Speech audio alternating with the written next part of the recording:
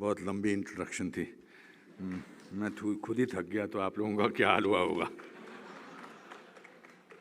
मंच पर उपस्थित काजी साहब, पाटिल जी, पवार साहब, सौरभ जी और डायरेक्टर साहब,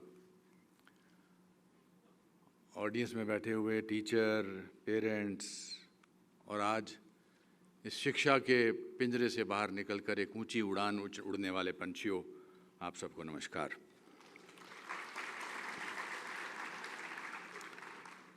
बड़ा अच्छा लगा मुझे आपका, सौरभ ने भी कहा कि बड़ा अच्छा लगा आपने जिस तरह के हमारा स्वागत किया। उससे भी अच्छा लगा बाहर हर सिक्योरिटी के आदमी ने जय हिंद बोला, जय हिंद सर, जय हिंद सर। तो वहीं मेरा दिल जो है वो खुश हो गया कि करेक्ट जगह पे आया हूँ। जहाँ पर आपका स्वागत जय हिंद से होता है, एटलीस्ट वहाँ पर सही तो।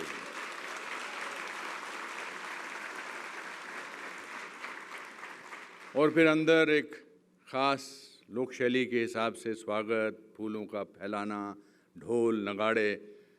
एक्टर को और क्या चाहिए होता है। एक ही चीज़ से मुझे थोड़ी अटपटी लगी। It's not a criticism, it's an observation कि वो जो फोटो है वो वेस्ट का कॉन्सेप्ट है, वो उड़ाने वाला, हैट उड़ाने वाला। हमारे यहाँ कुछ थोड़ा सा और हो सकता है। घबराने की बात नहीं, घर में हूँ बैठा, टेंशन मत लो, कोई ऐसी बुराई नहीं की मैंने। अच्छी बात है ना, नेक्स्ट टाइम कुछ और अच्छी बातों के साथ एक ऐसी चीज़ बोलनी चाहिए। और गलत आदमी को बुलाया आपने। मेरे कभी जिंदगी में 38% से ज़्यादा मार्क्स आए नहीं। मेरा रिकॉर्ड है फर्स्ट स्टैंडर्ड से लेकर बीए फाइनल तक 38% मार्क्स। पढ़ाई में बिल्कुल अच्छा नहीं था, खेलकूद में भी अच्छा नहीं था। एक दिन मुझे दौड़ता हुआ देखकर मेरे पीटी टीचर बोला, रुक जा, तू अकेला दौड़ेगा तब भी सेकंड आएगा। ऐसा तो अब उस आदमी को आपने बुलाया है, अच्छा लगा मुझे ये बहुत अच्छा लगा। ऐसा लग के मुझे लगता है कि पढ़ा लिखा लग रहा हूँ मैं। आप में से 50% से ऊपर लोग कितने लेके आए हैं? हाथ खड़ा करिए। ऑलमोस्ट अभी हैं। तेरी 60% से ऊपर, 70% से ऊपर, 80% से ऊपर। फिर भी आप नीचे बैठे हो, मैं यहाँ पे चीफ गेस्ट खड़ा हूँ।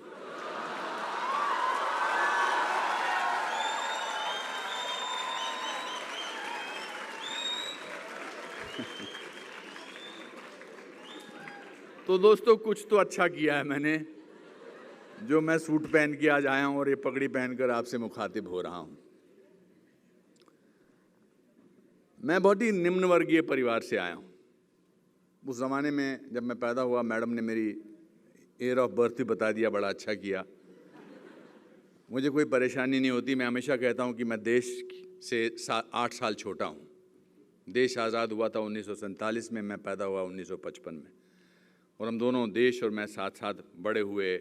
हमने एक दूसरे की परेशानियां देखी हैं, एक दूसरे के हर्षोल्लास देखा है, एक दूसरे की कामयाबी देखी है, एक दूसरे की इकोनॉमिक ग्रोथ देखी है। और पर मैं तब उस ज़माने में सोशली डिप्राइव्ड, इकोनॉमिकली डिप्राइव्ड नहीं बोला जाता था, लोअर मिडिल क्लास नहीं, यहाँ पर या तो गरीब होते थे या आप अमीर होते थे। तो मैं गरीब ख़ानदान से था। हम एक छोटे से कमरे में 14 लोग रहते थे, दादा दादी, ताया जी, उनके बच्चे, 14 लोग इतने छोटे से कमरे में। और कमाई सिर्फ मेरे पिताजी करते थे, जो कि क्लर्क थे फॉरेस्ट डिपार्टमेंट में। और उनकी मासिक तनख्वाह 90 रुपये थी। 90 रुपये 50s, late 50s, early 60s, 14 लोग रहने के लिए। पर हम सब लोग बड़े खुश थे, खुश रहते थे। हमें पता ही नहीं लगता था कि हम गरीब हैं। तो एक दिन मैंने दादाजी से पूछा कि मैंने, दादाजी हम इतने गरीब हैं पर इतने खुश क्यों हैं? उन्होंने बड़ा अच्छा एक जवाब दिया। उन्होंने कहा, बेटा, जब इंसान सबसे बहुत ज़्यादा गरीब होता है तो सबसे सस्ती चीज़ खुशी होती है। तो मुझे लगा ये तो कमाल हो गया कि मेरे दादाजी ने गरीब होने का डर मेरे अंदर से निकाल दिया कि सबसे सस्ती चीज़ खुशी होती है जब आप बहुत गरीब होते हैं। तो मुझे गरीब होने का एहसास ही नहीं हुआ, क्योंकि मैं तो खुश रहता था।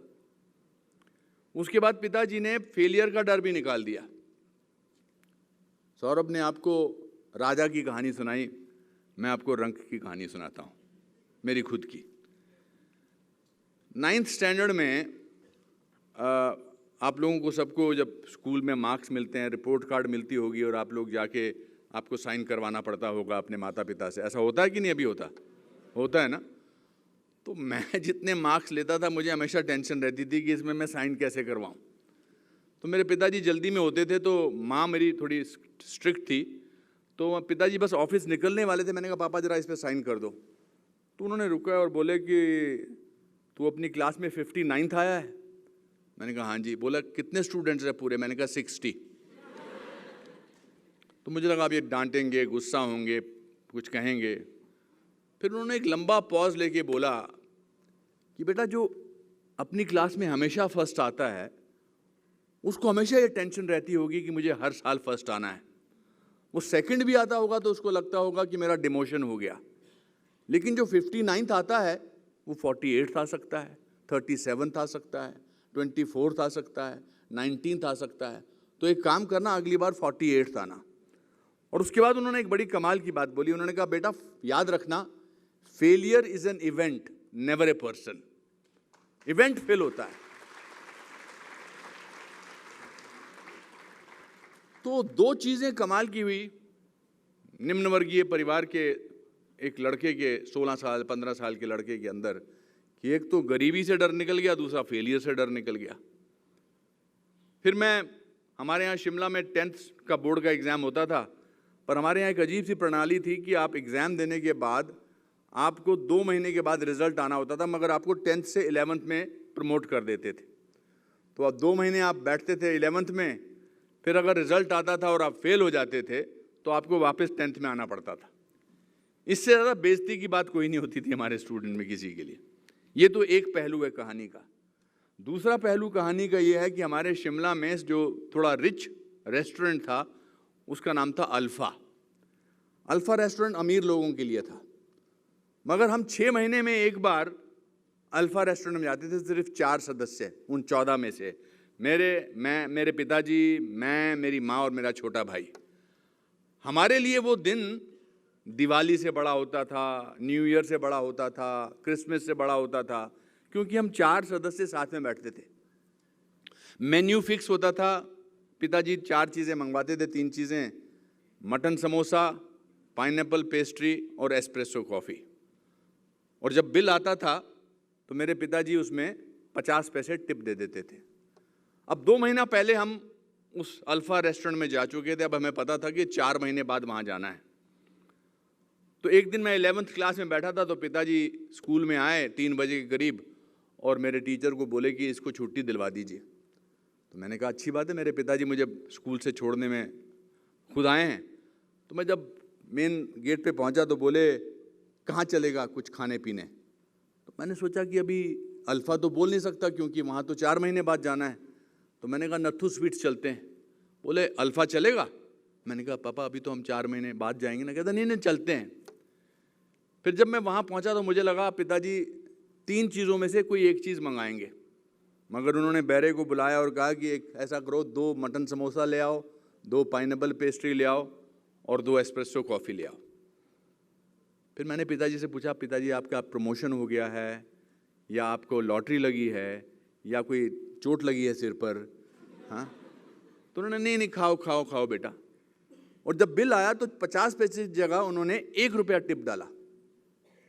तो फिर मैंने उनसे कहा कि पापा बताओ क्या हुआ है? तो उन्होंने कहा मैं एजुकेशन बोर्ड गया था तेरा रिजल्ट पता करवाने, तू फेल हो गया है। मैंने कहा फेल हो गया है? तो उन्होंने कहा कोई बात नहीं बेटा, मैं तेरा फेलियर सेलिब्रेट कर रहा हूँ। ज़िंदगी में कभी भी फेल होगा तो मटन समोसा, पाइनएप्पल पेस्ट्री और एस्प्रेसो कॉफ़ी मंगा लेना। Failure is an event, never a person.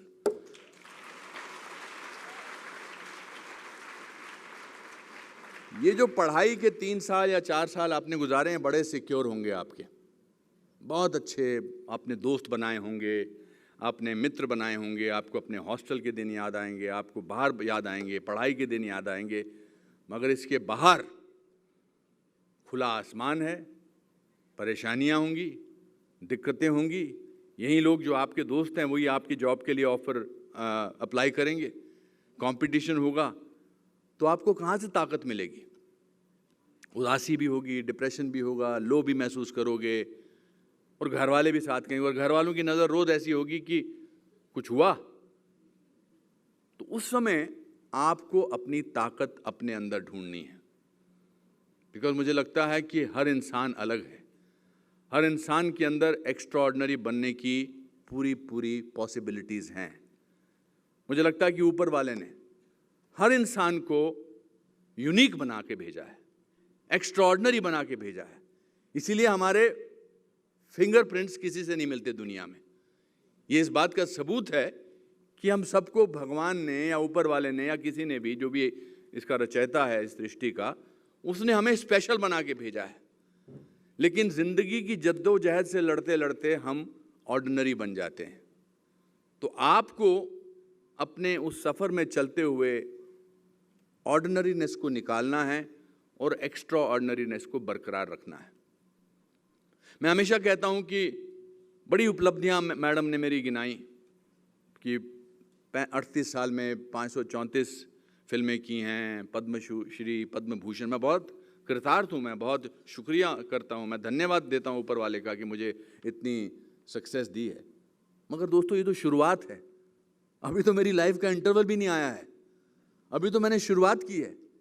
क्योंकि मुझे फेलियर से डर नहीं लगता है। बड़ी अच्छी एक लाइन है ओशो की कि if you try you risk failure, if you don't you ensure it. आजकल के खास के ज़माने में जबकि मोबाइल, इंटरनेट ये सब बहुत हो गया है, तो अपने फेलियर का एहसास बड़ी जल्दी हो जाता है। आपको ट्विटर पे 500 फॉलोअर्स हैं, मेरे 200 हैं। आपके फेसबुक पर 6000 फेसबुक फ्रेंड्स हैं, मेरे 300 हैं। तो एकदम हर कदम पर आपको अपने फेलियर का एहसास होता रहेगा। मगर वो तो फेसलेस फ्रेंड्स हैं, और आप इस बात से क्यों परेशान होते हैं? फेलियर जो है वो जिंदगी का एक अभिन्न अंग है, मगर इसकी ताकत बहुत है। Failure is multifaceted, success is one faceted. Success is boring. It is your failure which will teach you, as long as you don't give up, as long you don't say मैं थक गया, मैं हार गया। क्योंकि याद रखना अपने बात पर कि आप एक्स्ट्रा ऑर्डिनरी हैं। वो रास्ता ही क्या जिस पर अगर आप चलें और बड़ा स्मूथ हो, रास्ता तो कंटीला होना चाहिए, पत्थर से भरा होना चाहिए, उबड़ खाबड़ होना चाहिए, स्पीड ब्रेकर होने चाहिए। तब लगता है ना मंजिल पे पहुंचे कि देखा मैं सब रास्ता क्रॉस करके यहाँ पहुंचा हूँ। तो आपकी शक्ति आप खुद हैं, किसी और से मत ढूंढिए। क्योंकि दुनिया में पूरी कोशिश होगी कि आपको अपने से छोटा महसूस कराया जाए। अपनी खुशी किसी दूसरे के हाथ में मत रखिए। सिर्फ 3-4 लोग ही हैं जो आपकी ज़िंदगी में होंगे, जो आपको सही बोलेंगे। वो हैं आपके पेरेंट्स सबसे पहले। ये बड़ा फैशनेबल है कि अपने पेरेंट्स को एक ऐसा महसूस करना कि ये मेरे पिताजी हैं, अब ये जोक सुनाएंगे, प्लीज़ हंस देना। ना, माता पिता से बड़ा कोई हीरो हो ही नहीं सकता है, और ताउम्र रहेंगे वो आपके हीरो। क्योंकि माता पिता से ज़्यादा आपका ध्यान कोई नहीं रख सकेगा, ना आपके दोस्त, ना आपके घर वाले, बाकी वाले। तो हमेशा याद रखना कि सक्सेसफुल होने के लिए माँ का, पिता का आशीर्वाद हमेशा मांगते रहना। माता पिता हमेशा, they are the best advisors of your life. They are the people who will tell you the truth. Don't treat them like a piece of furniture in your house. Ever.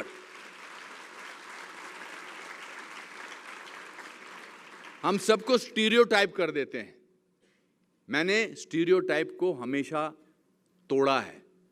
मैं 28 साल का था और मैंने 65 साल के बुजुर्ग का रोल किया, क्योंकि मुझे और किस्म का रोल नहीं मिल रहा था। मैं जब 3 जून 1981 को मुंबई पहुंचा लखनऊ से एक्टिंग के लिए आजमाने, तो मेरी जेब में सिर्फ 37 रुपये थे, लेकिन विश्वास बहुत था। पर इन दोनों हेयर स्टाइल ज़्यादा इम्पोर्टेंट था डिग्री से। मैं नेशनल स्कूल ऑफ ड्रामा का गोल्ड मेडलिस्ट था, मगर बोलते थे जी आपके तो बाल नहीं हैं, तो आप एक काम करो, आप असिस्टेंट डायरेक्टर बन जाओ या आप राइटर बन जाओ। मैंने मन में ठान ली, मैंने कहा एक दिन मैं DY पाटिल स्कूल में स्पीच दे रहा हूँगा,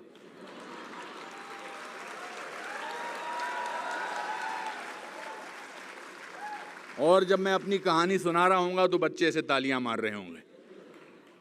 बड़ा सोचना बहुत जरूरी है। Don't be ordinary. The difference between ordinary and extra ordinary is that little extra. And don't carry the burden of your greatness on your shoulders. I don't carry the burden of Anupam Kher on my shoulders. That is why I'm light. That's why I can keep on flying. कोई ताकत ही नहीं रोक सकती मुझको। एक माता पिता और एक देश के बारे में हमेशा सच सोचना, देश के बारे में सोचना। ऐसे ना बन जाना कि देश, क्योंकि नेशनैलिटी दूसरा नंबर पर आता है आपके पासपोर्ट में, पहले नाम फिर नेशनैलिटी। आई एम श्योर इस यूनिवर्सिटी में ऐसा नहीं होता, मगर बहुत सारी यूनिवर्सिटी में सिखाया जाता है, oh the country is all the part, why should I stand up when there is a national anthem going on etcetera. हट, देश है तो हम हैं, सैनिक हैं तो हम हैं, माता पिता हैं तो हम हैं, और अध्यापक हैं तो हम हैं। मेरे अध्यापक बड़े कॉमिकल थे, बड़े कॉमिकल थे मेरे अध्यापक। एक हमारे को तो डंडे से ठीक किया जाता था, क्योंकि मेरा लेटेस्ट फिल्म में शिव शास्त्री बेलबो में एक अच्छा डायलॉग है कि जो चीज़ लंबे लेक्चर से नहीं समझाई जाती थी वो एक थप्पड़ से जल्दी समझ में आ जाती थी स्कूल में, आसानी से। तो याद रखिए, आपकी ताकत आप खुद हैं। You will feel low, you will feel depressed, don't compromise. गम की अंधेरी रात में दिल को ना बेकरार कर, सुबह जरूर आएगी, सुबह का इंतजार कर। नमस्कार।